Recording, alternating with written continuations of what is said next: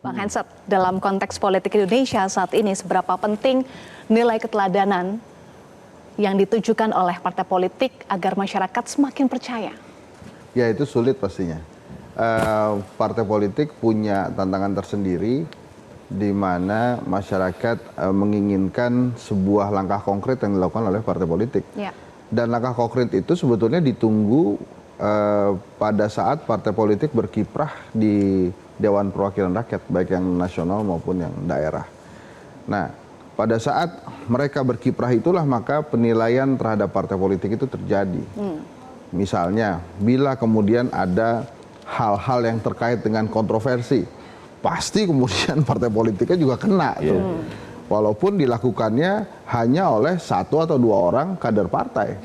Maka memang apa yang disampaikan oleh Surya Paloh sebagai Ketua Umum Nasdem itu bukan hanya didengarkan sebetulnya oleh para kader Nasdem, tapi juga harus dimengerti, dipahami, dan dijalankan. Karena konsisten membawa arus perubahan itu bukan hal yang gampang. Gampang disampaikan hanya 4 kata kan. Tapi bagaimana bersabar, menunggu momen selanjutnya, dan kemudian menjabarkan langkah-langkah itulah yang sebetulnya saat ini ditunggu. Sebetulnya banyak pasti masyarakat atau elit-elit politik yang meragukan konsistensi Nasdem di dalam arus perubahan ini. Karena tantangannya bukan hanya kepercayaan publik saja, tapi bagaimana mendekatkan kepada rakyat. Saat ini rakyat terbiasa dengan bahasanya. Saya menerjemahkan bahasa rakyat itu logistik, money politics, dan bansos, bantuan sosial.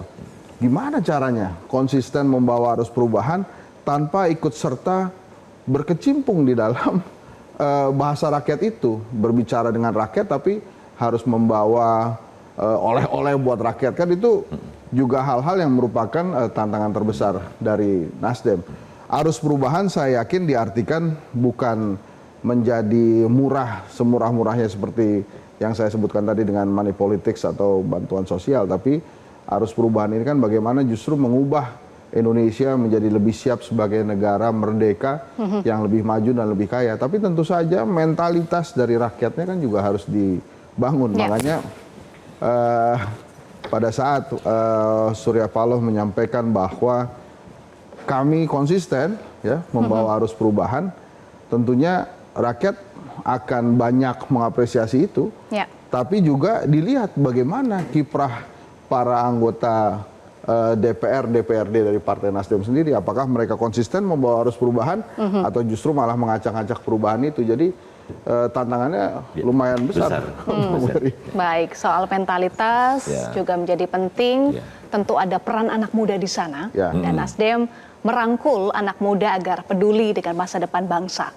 Nanti kita akan bahas bagaimana cara Nasdem merangkul generasi penerus bangsa. Sesaat lagi, tetaplah bersama kami di Prime Time News, pemirsa. Jelajahi cara baru mendapatkan informasi. Download Metro TV Extend sekarang.